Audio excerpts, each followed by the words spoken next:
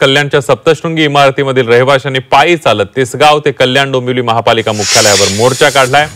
यावेळेला रहिवाशांनी केडीएमसी अधिकाऱ्यांची भेट घेतली। आमची तात्पुरती व्यवस्था शाळेमध्ये करण्यात आली आहे, मात्र पावसाळ्यापूर्वी आमच्या राहण्याची व्यवस्था करावी अशी मागणी पीडित रहिवाशांनी केली आहे। इमारतीचा स्लॅब कोसळून 6 जणांचा मृत्यू झाला होता आणि त्यानंतर या सगळ्या पीडित नागरिकांनी या सप्तशृंगी इमारतीमधल्या केडीएमसी मुख्यालयावर धडक मोर्चा काढलाय।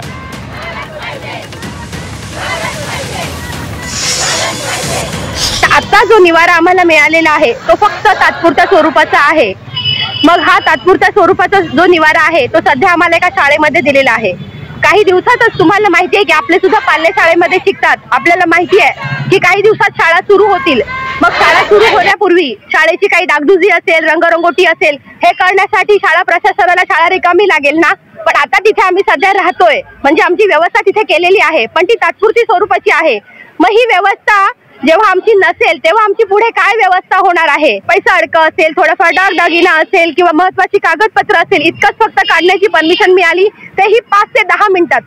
वर्षानुवर्ष मांडलेला संसार 5 ते 10 मिनिटात कसा काढायचा?